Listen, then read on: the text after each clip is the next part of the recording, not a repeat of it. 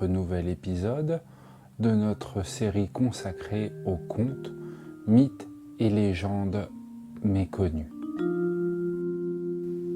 N'oubliez pas, si cela n'est pas déjà fait, de vous abonner à la chaîne et de cliquer sur la petite cloche des notifications pour être alerté de toutes les nouvelles vidéos.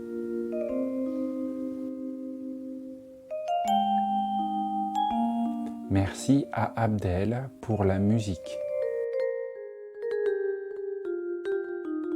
Vous allez pouvoir écouter aujourd'hui un nouveau conte dit par José.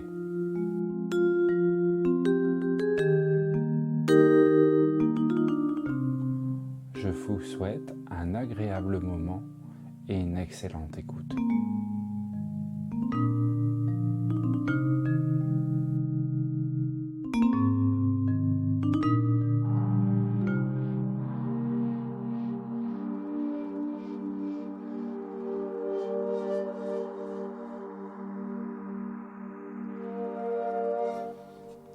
Le noble prince et la quête du joyau du dragon. Le noble prince était celui qui allait ramener le joyau du dragon à la demande de la princesse Kaguya et qui pourrait ainsi l'épouser. C'était une évidence pour lui, qui était aussi fanfaron qu'il n'était lâche.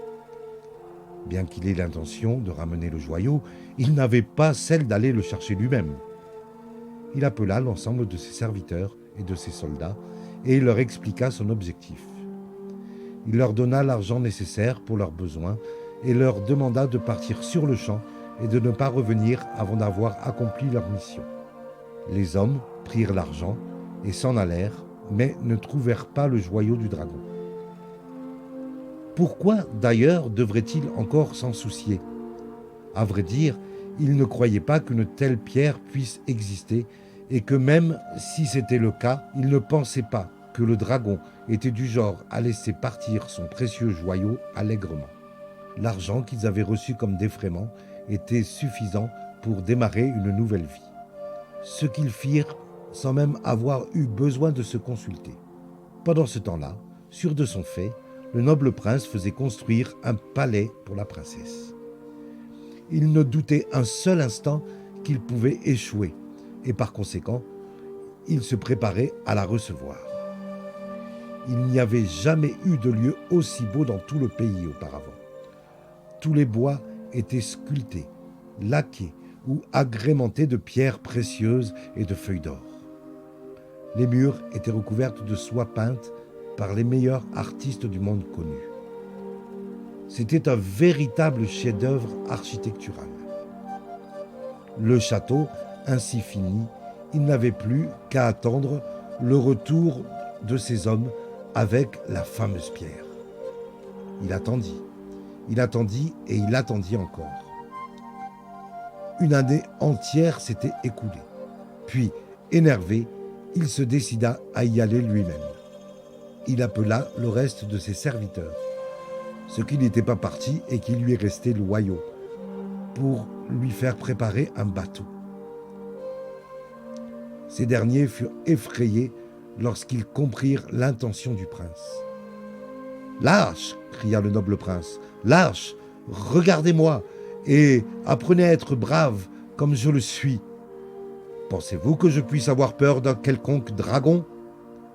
Ainsi, ils prirent la mer, et tout alla pour le mieux l'espace de 3 jours.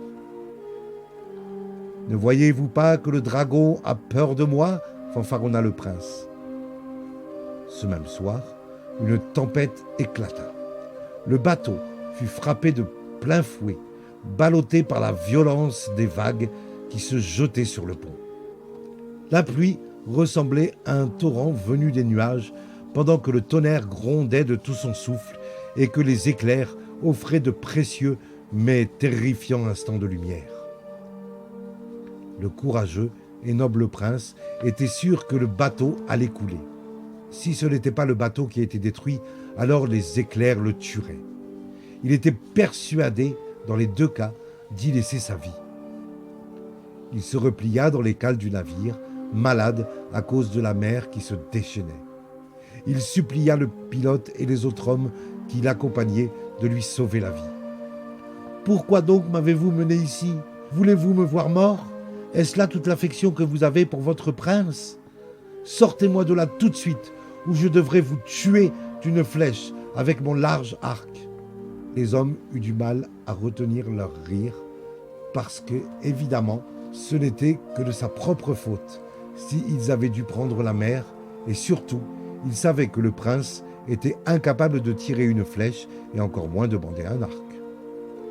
Le pilote répondit « Mon prince, cela doit être le dragon qui a envoyé la tempête. Il a probablement entendu ce que vous lui avez dit à son propos et que vous alliez le tuer et lui voler son joyau. Vous devriez peut-être lui promettre que vous ne le blesserez pas et ainsi fera-t-il preuve de mansuétude et nous laissera la vie sauve. » Le prince promit aussitôt qu'il abandonnerait sa quête si la tempête se calmait et qu'il ne toucherait jamais au dragon, pas même à un poil.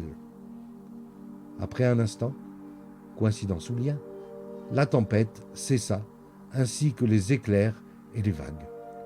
Le noble prince était encore trop malade pour comprendre ce qui venait de se passer, jusqu'à ce que, finalement, il pose un pied sur terre. Il se posa contre un arbre et lui promit solennellement que maintenant qu'il avait quelque chose de solide sous ses pieds, il ne bougerait plus, même pas pour 100 princesses. Il passa ainsi le reste de sa vie sur cette île lointaine. Le palais merveilleux qui avait été construit pour la princesse devint celui des chauves-souris et des hiboux.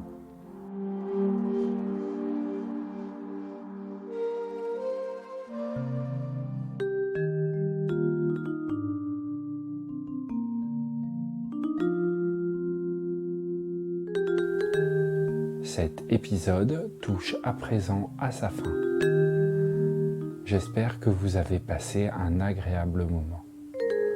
Et je vous dis à tout bientôt pour un nouvel épisode.